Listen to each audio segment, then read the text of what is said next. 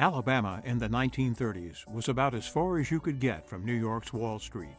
But the stock market crash of 1929 and the Great Depression that followed affected urban and rural families all across America for the next decade.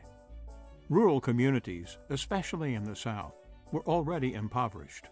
These people were mostly farmers, laborers, and sharecroppers.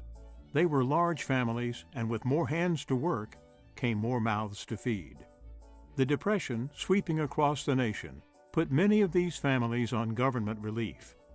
Young men in these families from the age of 17 were eligible for a new federal work program, the Civilian Conservation Corps, or CCC. The Civilian Conservation Corps was the common name of the emergency conservation work, which was one of the New Deal programs that Franklin Delano Roosevelt created in 1933. And faced with unemployment and faced with a long history of resource abuse, he was able to address two issues at once by putting veterans of the wars and young men to work in areas of natural resources. So the national forests, the national parks, the state parks, private forests, state forests, soil conservation work, they all got a chance to get this wonderful labor force. So one of the things that the Civilian Conservation Corps was wonderful about was that you did not require matching funds from the state. Other New Deal projects did. Civilian Conservation Corps, if you could put them to work, you could have them do the work and it would not cost the state any money. And Alabama was fortunate to get many, many projects approved.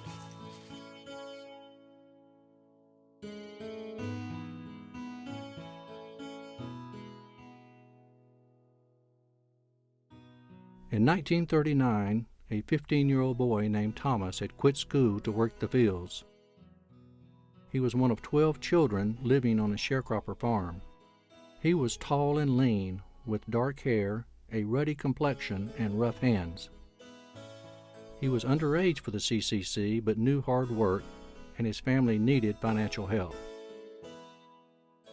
Birth certificates were not common in rural areas, and the enlistment officer took the word of the father that Thomas was old enough to join.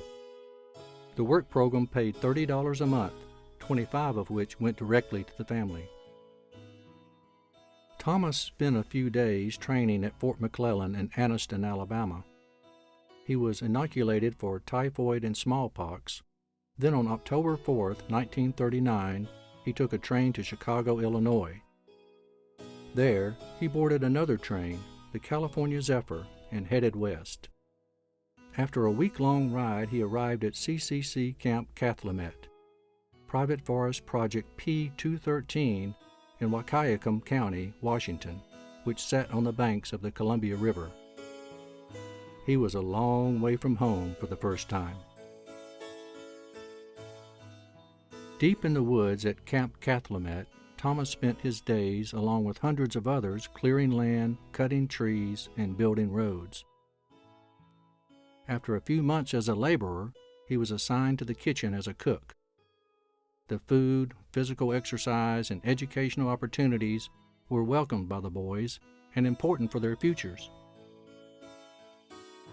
On March 18, 1940, Thomas earned a certificate of graduation from the State of Washington Department of Education. This certificate, equivalent to a junior high school completion, entitled him to enter any U.S. high school without further examination. High school would have to wait, however. There were still 5 more months clearing forest at Camp Calumet, 2,600 miles from Lincoln, Alabama. Thomas's 11 months at CCC Camp Calumet ended on September 20, 1940. He boarded a train for the long ride back to Alabama.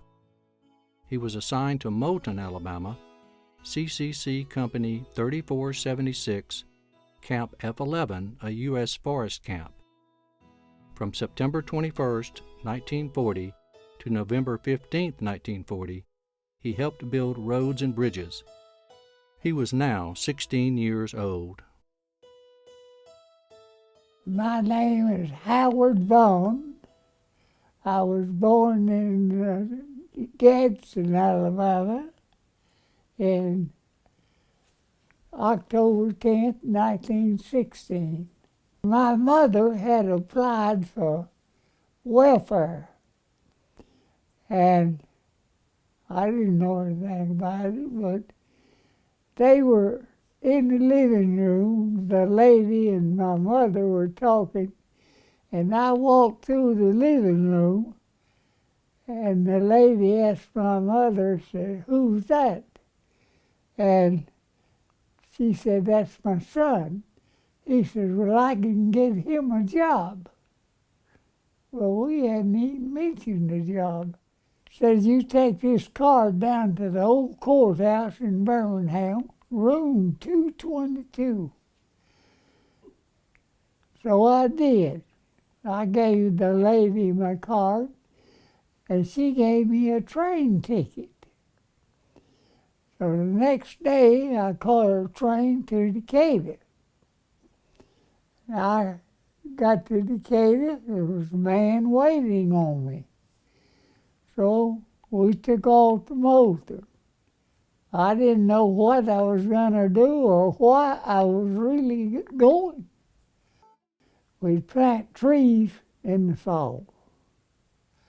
And the rest of the time, we'd be digging ditches, building dams. When the burrs started falling, we'd go in the forest and gather pine burrs, and then send them to Muscle Shoals. They would heat them, and the seeds would fall out. And they would plant them, and then we'd finally go get the trees that they put out for seed. Well, this boy that I replaced in the warehouse, his mother was sick, and he had just took off home, and he'd been gone over a month and a half when they gave me the job. And he come back and he walked in the warehouse. He says, "Vaughn, you can leave now." I said, "You better go see the boss." Well, I didn't see him anymore. The boss told him. So he went out into the field forces again. And they paid us $30 a month. They gave me $5 and mailed my mother $25. And then when I got the job in the warehouse, they gave me a raise to assistant leader, which was $6. And that gave me $11 instead of $5.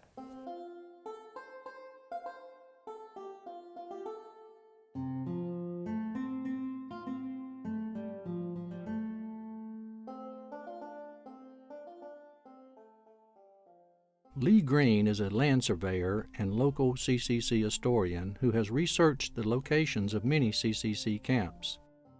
Most of the camps were wooden barracks which were built, taken apart, and moved as needed. Green used archival aerial photographs to locate the camps across Alabama. I met with Lee to locate the area where Thomas would have stayed while at Camp F11 in Moulton.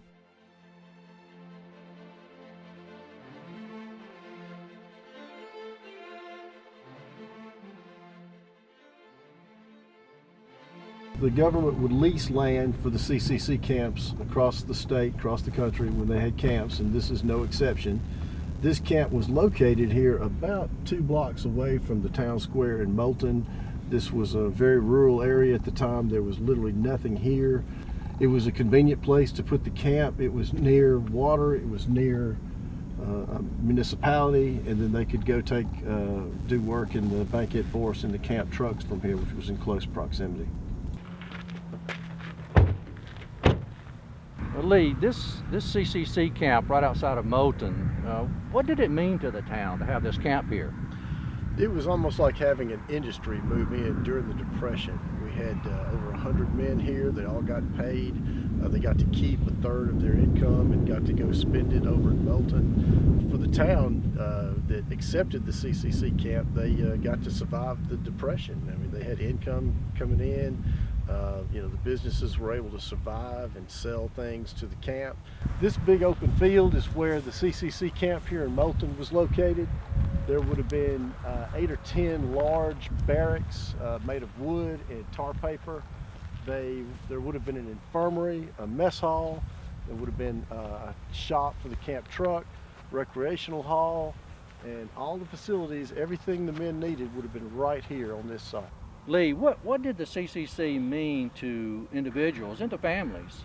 The CCC was incredibly important because it provided a job for men in the country where unemployment was so high. For you know, the program during the Depression, they could see the average fighting age male in the United States, and they were not really literate. They were malnourished because of the Depression, and they weren't physically fit, really couldn't read and write. So the CCC took all of those problems and solved them. They fed them 3 square meals a day. They gave them work so they could be physically fit, and they earned their pay. They did conservation work all over the country, and some of that work's still around today.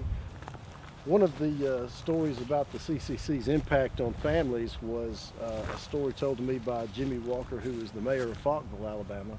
And his father was in the CCC, and he wrote his mom and said, "Mom, I just don't think I can do this anymore. It's a lot of work, and get up early." And she said, "Son, you just need to get accustomed to your circumstances because you're in this." Right. This is one of 2 columns that are the only remnants left of evidence of the camp being here. These stones were quarried locally near the north part of the Bankhead National Forest by the men here in the camp. At the top of the columns would have been a wood arch with usually the camp number carved into it, so that would be the entrance, and this is the main access gateway into the camp. Other than the columns, which were built around 1936, 1937, there are other buildings in town, especially in the square in Melton, and that's the courthouse and some of the commercial buildings that lined around it. Some have been changed over the years, some burned, some were torn down, but a lot of them are still the same. Yeah, the education was a very serious part of the CCC. Every camp had a teacher or a camp education advisor, and they taught the men at the camp how to read, write, civics, and all sorts of things. And they wrote a newsletter, did all the reports for the camp's activities. My grandfather was a teacher in the CEA. He was the CEA. He was a teacher here at Mount Hope High School, not far from here in Melton. He went to Tupelo, Mississippi for 6 months, and then his first posting was right here in Melton. And he already knew a lot of the men in the camp because the CCC was very new. They hadn't sent men out west yet, so a lot of the men and boys that were here were kids he coached or taught in school in Lawrence County.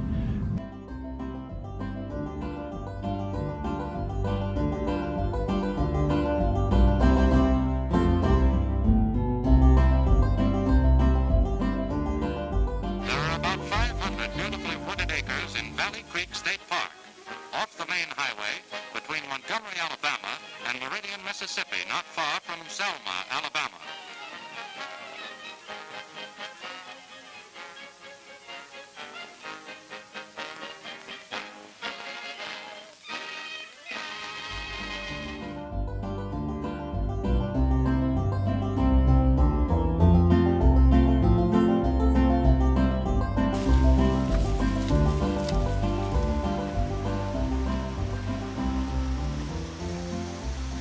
As you can see, this is a very picturesque place, and I want you to note the beautiful stonework of that stone structure.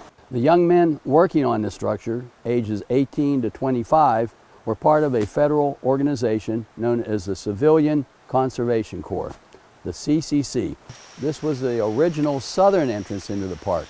On the northern end of the park is the actual northern entrance today, and adjacent to that is a CCC structure which was called the Contact House.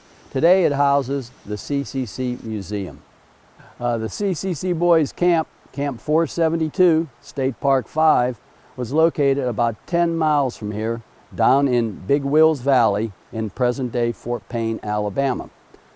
Every morning at dawn, those CCC boys would get up, put on their CCC uniforms, be inspected by a camp official, pile into military-style trucks, and be hauled up here onto this plateau of Lookout Mountain. As they got out of their trucks, they picked up their picks and shovels and they started building the infrastructure you see today. The roads, the trails, the campgrounds, the parking areas, the culverts, the utilities, the electric, water. They built the rustic cabins, the lodge. That infrastructure was created by using the natural materials on this mountain.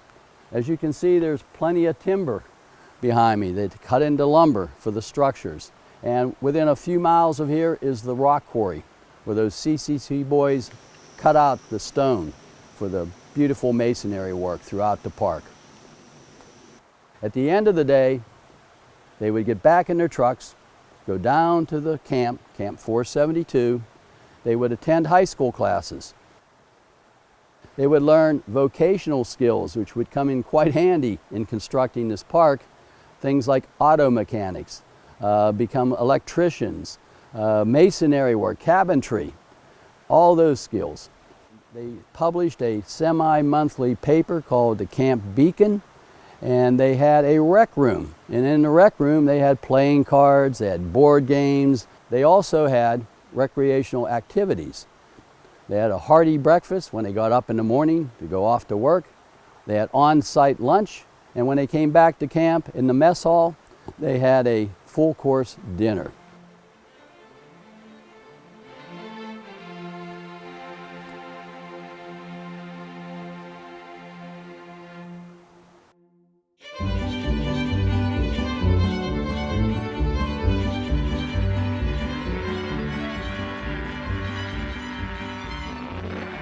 Here's a country of rugged charm which has long been attracting visitors from distant states. Above the state park property, the DeSoto River plunges over rocky ledges in waterfalls of majestic beauty. In caves gouged in the cliffs, early Indian inhabitants lived. In nearby mountain fastnesses, life is still primitive. Another of those difficult mountain road construction jobs has been a major project for the Conservation Corps here. In addition, the Corps has built various park structures.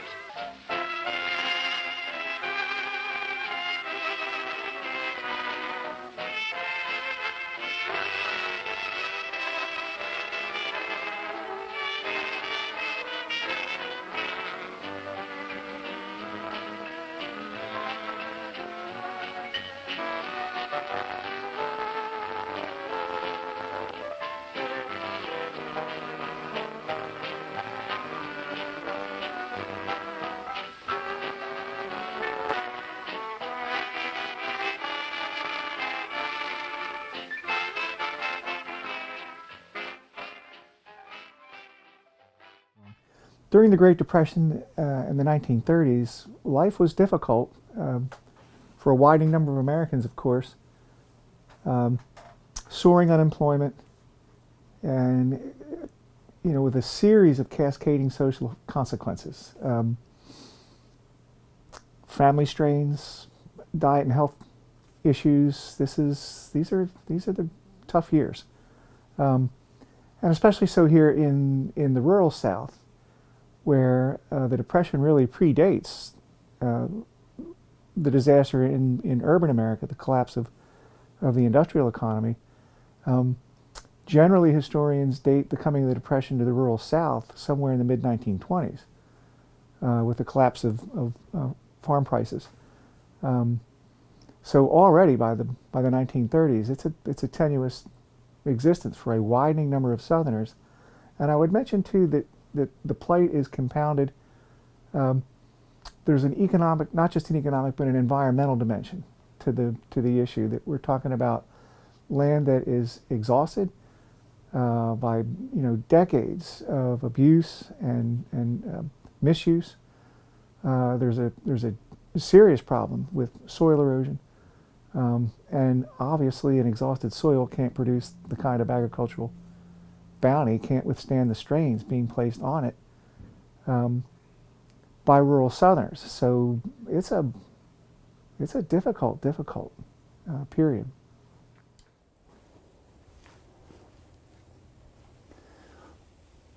This is the picnic pavilion near Peavine Falls at Oak Mountain State Park. This was one of the structures that was built by Civilian Conservation Corps Company 487 in the early 1930s when they were signed here at Oak Mountain. The area they selected was about 30 miles from the center of downtown Birmingham in Shelby County. It had rugged terrain, clear streams, possible areas for trails, and it had a waterfall which they had named Peavine Falls.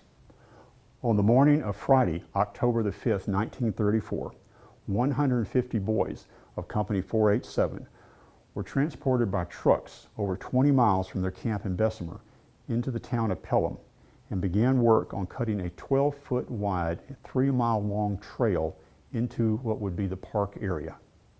Company 487 would work on State Park Project 8 for 3 years from October 1934 until September 1937.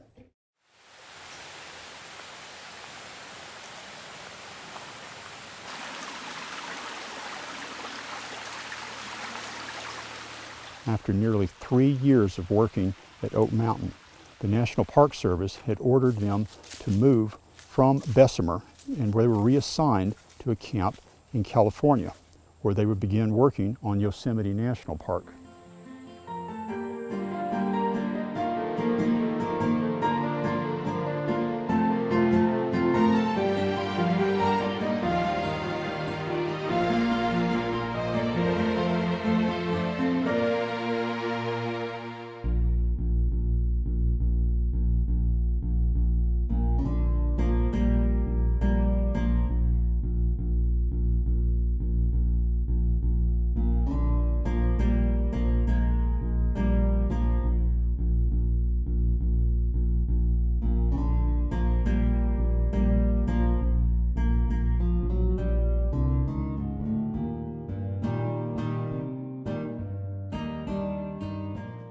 Well, the Roosevelt administration approached the Depression essentially determined to achieve 3 R's that we talk about. Relief, in other words, relief for individuals. Basically, the early months, years of the Depression had overwhelmed the ability of local charities to take up the slack, to care for local needs. The principle, the first, job one is relief.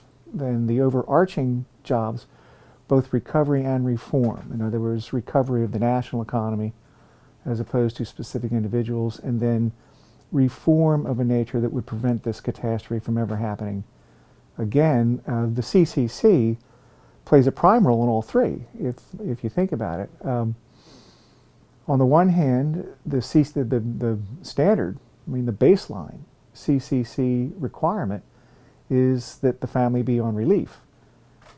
So here the stipend, and it's, a small, originally $5 of $30 goes to the corpsman, 25 goes home, relief.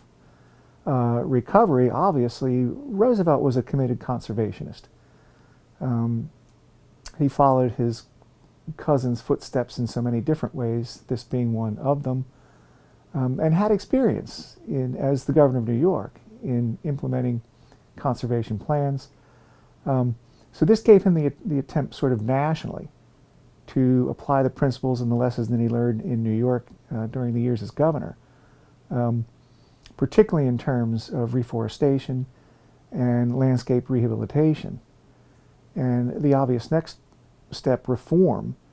A reformed landscape is a much healthier, much more nourishing landscape, far better able to withstand the rigors of economic downturns, and in fact, not just withstand, but in some ways help to prevent these kinds of calamities.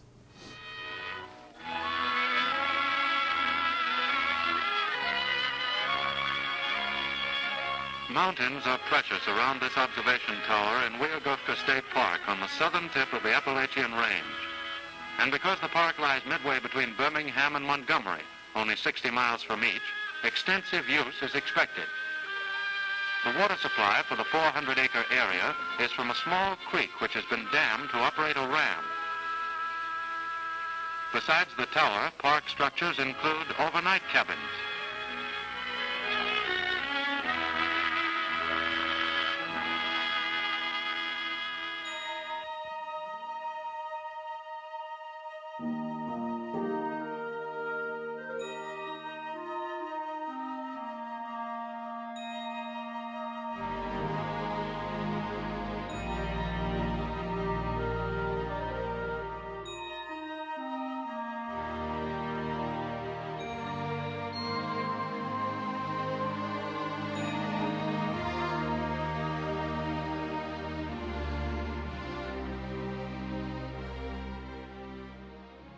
Welcome to Cheaha State Park, Alabama's oldest state park and highest point at 2,407 feet above sea level. The Bunker Observation Tower is one of only 2 stone observation towers built by the CCC in the entire state of Alabama. So here we are at Alabama's highest point, the Bunker Observation Tower. This tower was carved out by CCC Company 465. This company was a group of young men who carved every stone out of native Cheaha quartzite, a stone that is harder than stainless steel and granite. And as they carved this mountain, they created amazing men and a park that would last for generations.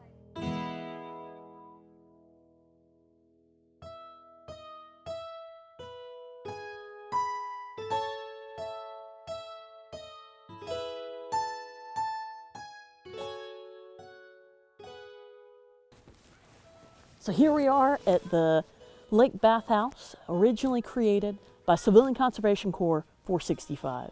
So one of the most beautiful stories that we have here at Cheaha State Park is that we didn't have just one CCC crew, we had 3. And so usually in this area, the majority of your CCC groups were junior Caucasians. So we had 468 was junior Caucasians, 465 junior African Americans, and 2420 World War I veterans. So down here, most of this area, including the road to the lake itself, the interpretive center, the original bathhouse, the pavilion, and the trails around this area were all created by Company 465.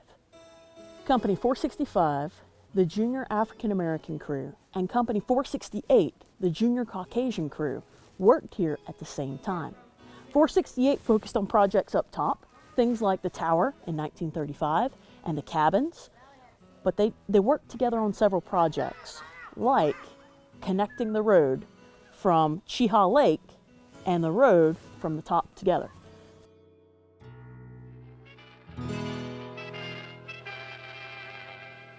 Government surveys have established that this observation tower, erected by Civilian Conservation Corps labor, surmounts the highest elevation in the state, 2,407 feet. In this park is more of the impressive construction work of the Conservation Corps.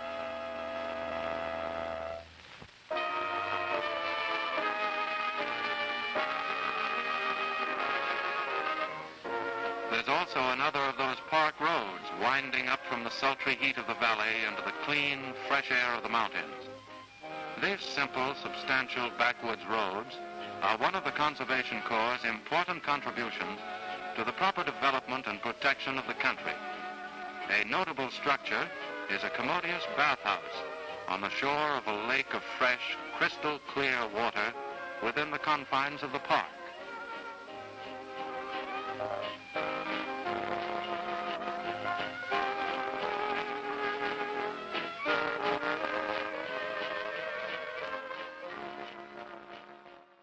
I was born here in Choccolocco, Alabama, on this property, not in this house, June 21st, 1930. My father was a veteran. He was from Nashville, Tennessee. He was the only child, and he joined the Army and was discharged. It was World War I, of course, was discharged at Camp McClellan. It was not Fort McClellan.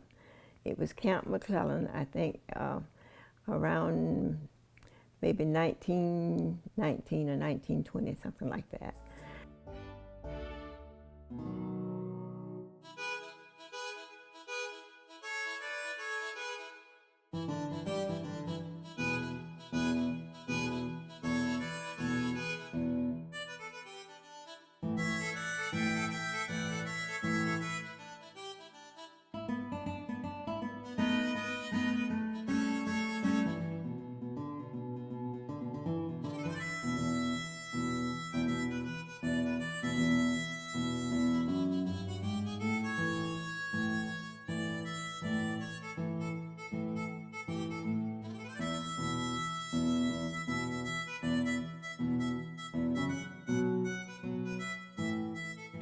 And this was in my 1930, 33 or 34, 35, President Roosevelt.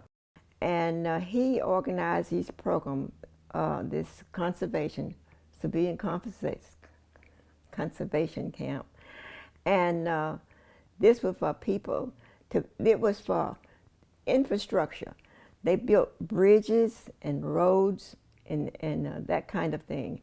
So my father, having been, having Army experiences, he was named Sergeant Underwood. They had barracks, and they had trucks like that, and they all wore khakis. And I know when my father would come home sometime with his big jacket on, and he had two big pockets, we were all over him getting an apple and an orange, because he's going to bring us. Fruit at that time was not as plentiful as it is now, so you were happy to see an apple and an orange. My father was known as Pops, Pop Underwood, because he was a father figure for these young men who would come into work.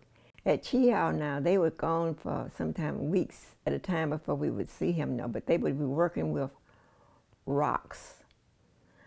They did buildings there, and they did the roads. Now, the white CCCs had their own companies area, their own mess halls, and the blacks had their own mess hall in, areas to live in. But I never did hear of anything violent happening or anybody not getting along. They all were poor folks. That was one thing in common. Nobody had anything.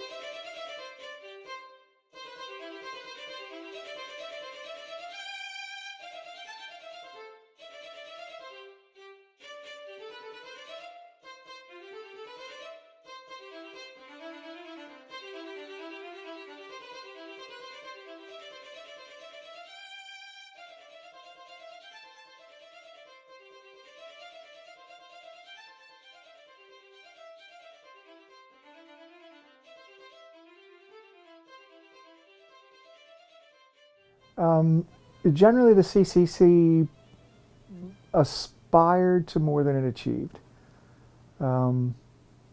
Indeed, the original legislation included a clause offered by Oscar DePriest, the one and only African American in Congress at the time, representative from Chicago, to try and implement a sense of racial justice that the hiring practices be colorblind, non-discriminatory, particularly here in the South, and especially sensitive political issues from Roosevelt's perspective. Nothing in the New Deal was going to go through without the Southern bloc of Democratic legislatures solidly behind it. But ultimately you say this, that some 200,000 African Americans were hired onto the program. And it is a little extra change. It is a little job training. There are opportunities, as the CCC would offer, for physical development, for better nutrition, and a chance at educational opportunities that would not have been offered to them here in the South proper without this overseeing organization. On November 16, 1940, Thomas was transferred to Talladega near his hometown of Lincoln. This was Company 3479, Camp SCS-19.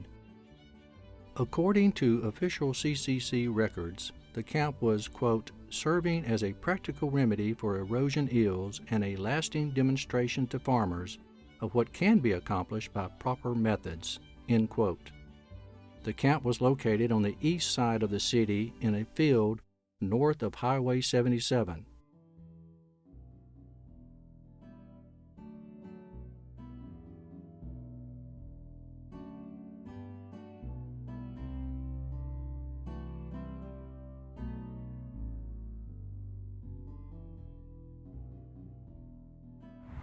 Okay, we're in Talladega, Alabama, at the site of CCC Camp 3479. We were able to find the camp location from Robert Paschal's book, The CCC in Alabama, A Greater Good. And it gave a general idea of where the camp was located from his notes. But we were able to take those notes and look in the exact areas where the aerial photography has been taken in this area. And sure enough, we found the barracks on the photo. And then we went back to the USGS topo maps and found the barracks on the maps printed. They're in the same place. So we were positive we'd found the location, and we're standing here. Well, the gravel that we see here on the site is railroad slag, which was typical for what the CCC camps used. I can't definitively say this is the actual gravel at the time, but it sure looks like the same. We're in the right location, and that's the right material. And the Soil Conservation Service was created to prevent soil erosion on farmland and croplands. Alabama, we had seen that especially in 1929 when the worst flood we'd ever had occurred in February and March and washed away a good bit of the farmland, cropland that we were using to produce food. One Birmingham paper even reported during those months that 2/3 of Alabama was inundated at one point. So we saw the farmland get washed away, the soils were now depleted, they wouldn't grow crops, they couldn't feed themselves, families couldn't eat, so we had to go back and camps like this put the soils back so that they could be arable again.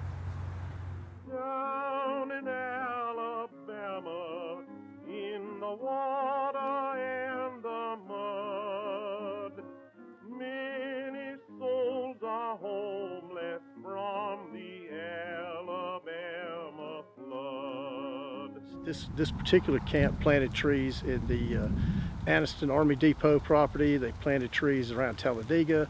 They planted trees everywhere. In addition to that, they would work with farmers and teach the farmers how to terrace their rows when they planted. So they would go out and survey the contours of their farm so that they could terrace their plowing and the soil erosion wouldn't happen near as badly. So they were teaching good farming practices. They basically just did environmental work before that was cool.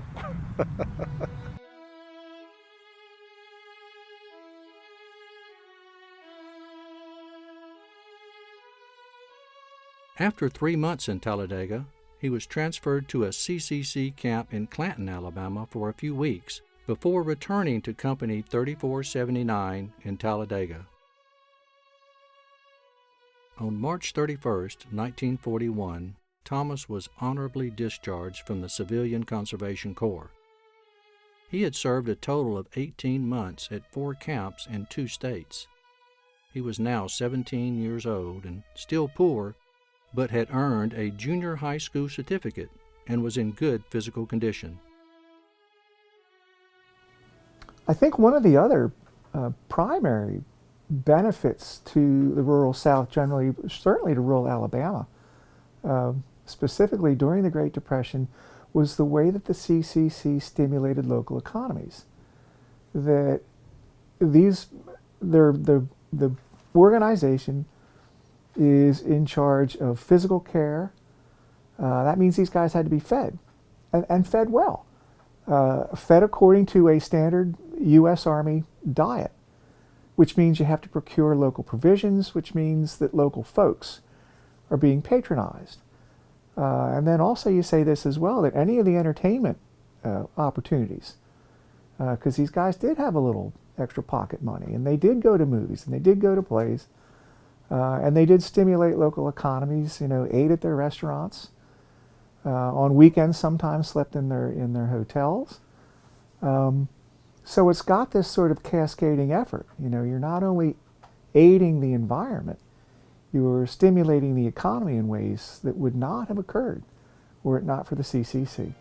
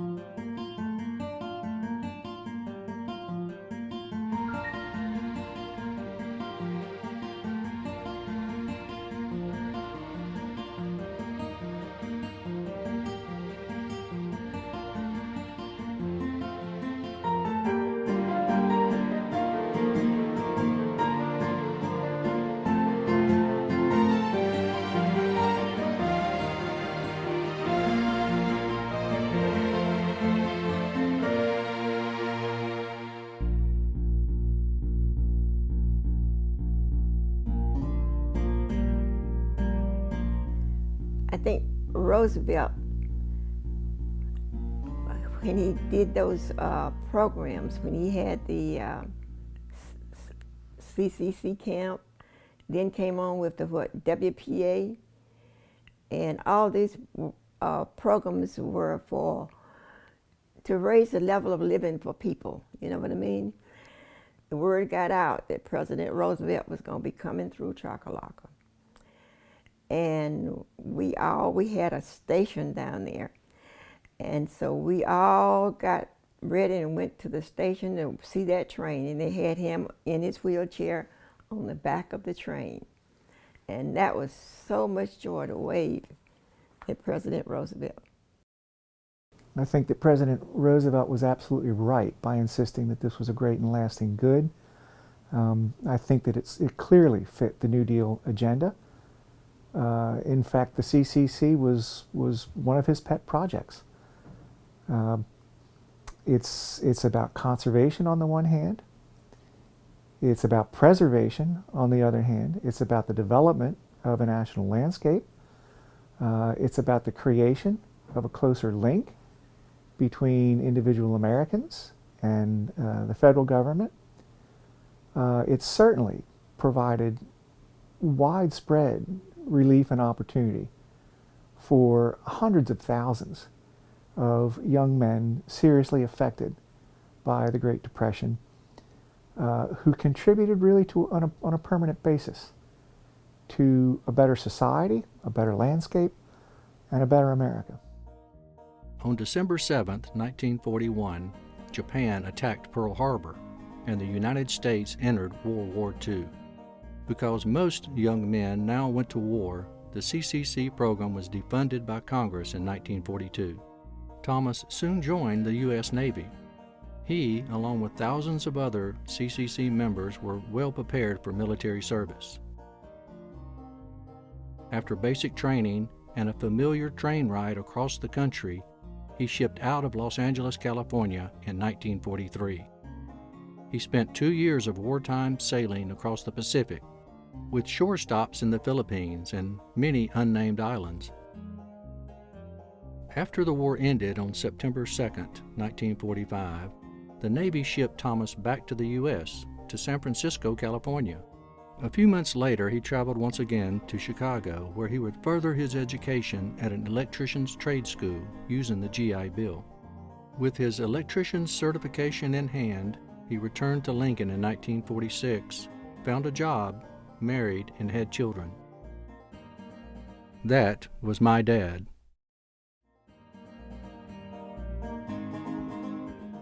The CCC brought many boys from the sharecroppers' fields, provided them with education and training, and offered families relief from extreme poverty.